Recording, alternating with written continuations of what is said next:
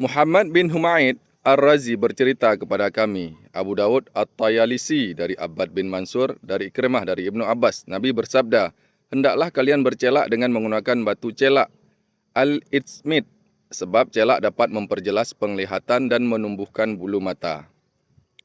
Ibnu Abbas juga meriwayatkan bahwasanya Rasulullah memiliki sebuah wadah celak yang beliau gunakan setiap bercelak setiap malam, sebanyak 3 kali ke sini, maksudnya mata kanan, dan sebanyak 3 kali ke sini, maksudnya mata kiri. Hadis riwayat Tirmizi nomor 1757.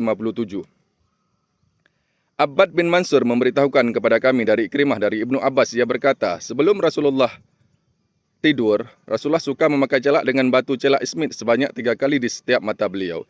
Yazid bin Harun meriwayatkan di dalam hadisnya, Rasulullah memiliki sebuah wadah celak yang digunakan bercelak setiap kali hendak tidur sebanyak 3 kali. Hadis riwayat Ahmad nomor 3318.